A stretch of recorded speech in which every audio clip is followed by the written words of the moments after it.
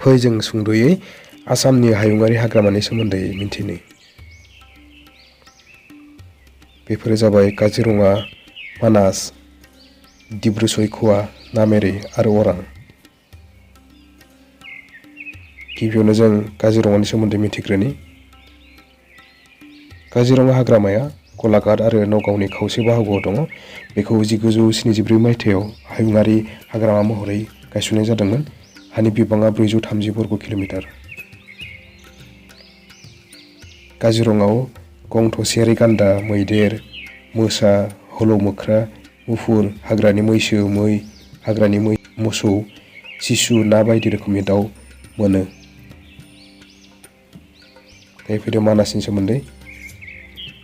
मानास हाग्रामाया बाक्सा आरो चिरां जिल्लायाव दङ। बेखौ 1990 मायथाइयाव हायुङारि हाग्रामा महरै गायसननाय जादोंमोन।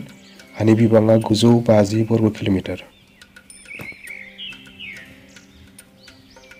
बेवहाय मोसा, सना गाबनि मोख्रा, अमा थावख्रि, दावराइ, मैसो बायदि रोखोमनि दावमा दावसा मोननो थाङो।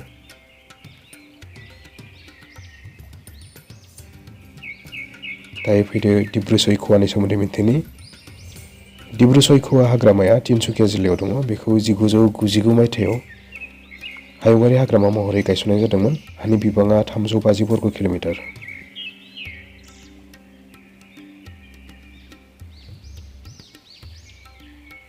बेयाव फिसिजानाय हाग्रानि गराइ, हाग्रानि हांसो, हाग्रानि मैसो, दैनि जिब बायदि मोननो थाङो।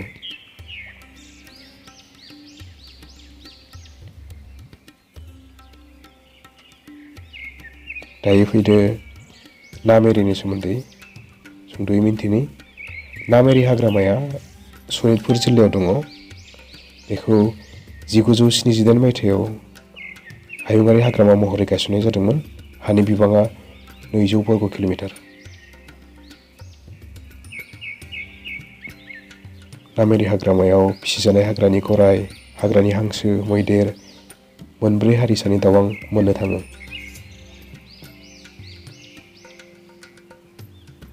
दायो फैदो अरां हाग्रामानि सोमोन्दै मिन्थिनि। अरां हाग्रामाया दरं आरो अदालगुरि जिल्लायाव दङ। बेखौ 1985 मायथाइयाव हायुङारि हाग्रामा महरै गायसननाय जादोंमोन। हानि बिबाङा 78.81 बर्ग किल'मिटार।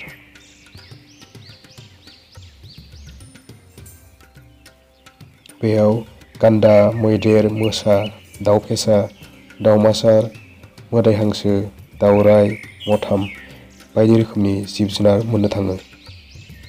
सुंद'यै बेखिनियानो। गोजोन्थों।